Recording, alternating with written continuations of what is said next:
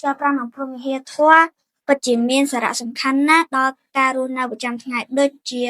ធ្វើឲ្យយើងរស់នៅមានសុខសុវត្ថិភាពនិងមានអធ្យាស្រ័យល្អ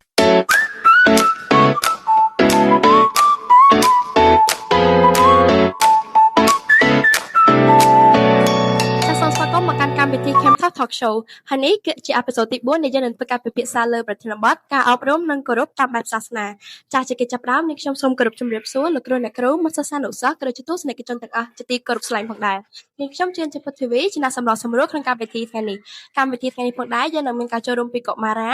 ដែលមកពីកម្រិតថ្នាក់ទី3នៃភាសាអង់គ្លេសដែលគាត់គឺជាសិស្សដែលមានសុជីវធម៌ល្អចេះគោរពអ្នកដទៃហើយក៏ជាកុមារាម្នាក់ដែលឆ្នើមនៅក្នុងការសិក្សាផងដែរចាសសូមកុំឲ្យរងចាំយូរសូមជួបជាមួយនឹងភ្ញៀវកិត្តិយសរបស់ពួកយើងដូចតទៅបាទសូមជម្រាបសួរបងចាជម្រាបសួរអូនតើអូនសុខសប្បាយទេថ្ងៃនេះអត់បងខ្ញុំសុខសប្បាយជាធម្មតាទេចុះបងវិញ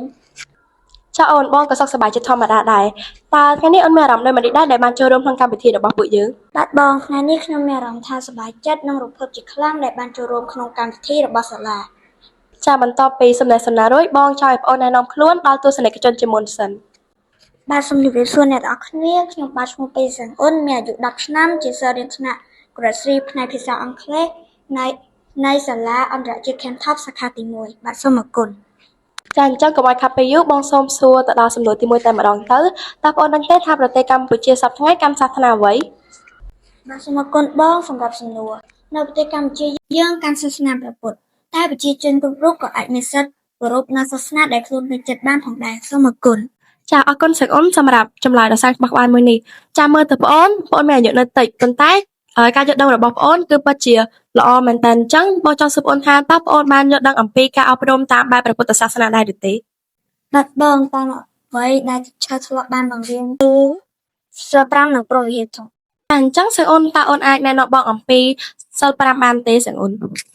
បាទសូមអរគុណសិល5គឺមាន5ចំណុចដែលទី1គឺការមិនបៀតបៀនគ្នាទៅវិញទៅមកដូចជាការមិនវាយធ្វើបាបឬសម្លាប់គ្នាទៅវិញទៅមកទី2គឺការមិនលួចទ្រព្យសម្បត្តិអ្នកដទៃបើយើងលួចគេយើងនឹងជាប់ទោសហើយបើគេចាប់បានគេនឹងខឹងឬអាចវាយយើងថែមទៀតម្យ៉ាងទៀតយើងចេះស្រឡាញ់របស់យើងមិនចង់ឲ្យបាត់បង់ចឹងគេចេះស្រឡាញ់របស់គេមិនចង់ឲ្យបាត់បង់ដូចគ្នាហើយនេះហើយទៅក្នុងសិល5ហាក់ឲ្យយើងលួចទី3គឺការមិនប្រព្រឹត្តខុសក្នុងការយកប្រពន្ធកូនគេដែលនាំឲ្យគ្រួសារគេបែកបាក់កូនគេរស់នៅមិនមានសេចក្តីសុខហើយវាជាទង្វើអសីលធម៌ក្នុងភាពជាមនុស្សទី4គឺការមិននិយាយពាក្យមុសាឬកុហកឧទាហរណ៍ថាបើយើងនិយាយពាក្យកុហកទៅកាន់នរណាម្នាក់ហើយអ្នកដែលយើងនិយាយពាក្យកុហកនោះគេដឹងចឹងគេឈប់និយាយជាមួយយើងហើយគេឈប់ជឿយើងទៀតហើយទី5គឺការមិន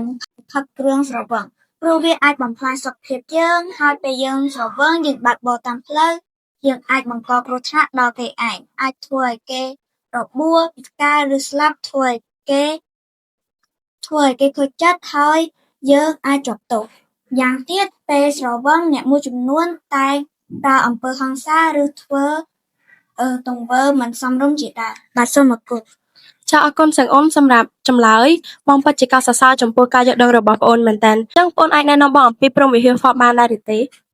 បាទបងព្រហ្មវិហារធម៌តាមអ្វីដែលខ្ញុំធ្លាប់រៀនមកព្រហ្មវិហារធម៌មាន4គឺមេត្តាករុណាមុទិតានិងឧបេក្ខាព្រហ្មវិហារធម៌ពាក្យថាមេត្តាគឺយើងមានចិត្តស្រឡាញ់ចំពោះគ្នាទៅវិញទៅមកចាកាន់តែស្ដាប់កាន់តែចង់ដឹងតែម្ដងចឹងបងចង់ឲ្យអូនលើកទោសឧទាហរណ៍អំពីមេត្តាបន្តិចមកអូនបាទបងចំពោះឧទាហរណ៍ដូចខ្ញុំមករៀនរាល់ថ្ងៃខ្ញុំមានមិត្តភ័ក្តិហើយពួកយើងតែងតែលេងជាមួយគ្នារាល់ថ្ងៃពួកយើងមិនឈ្លោះឬវាយគ្នាទេគឺចេះស្រឡាញ់គ្នាទៅវិញទៅមកបាទសូមអរគុណចាកាន់តែស្ដាប់កាន់តែជក់ចិត្តចឹងបងក៏ចង់ឲ្យបងអូនបញ្យល់បន្ថែមអំពីករុណាមុទិតាក៏ដូចជាឧបេក្ខាផងដែរបាទសូមអរគុណករុណាមានន័យថាការដែលយើងមានចិត្តអាណិតអាសូរចំពោះគ្នាទៅវិញទៅមកដូចជាការមិនវាយគ្នាព្រោះយើងដឹងថាបើគេវាយយើងចេះឈឺយើងចេះយំហើយបើយើងឃើញមិត្តភ័ក្តិអត់មាននំចំណីញ៉ាំយើងមាននំចំណីញ៉ាំយើងអាចចេះចែករំលែកគ្នាទៅវិញទៅមកមុទិតាមានន័យថា ការមានចិត្តត្រេកអរនៅពេលដែលយើងឃើញគេមានសេចក្តីសុខឬជោគជ័យអ្វីមួយដូចជាយើងមិនច្រណែនគេឬនិយាយឬមានចិត្តនិទានលើគេហើយឧបេក្ខាមានន័យថា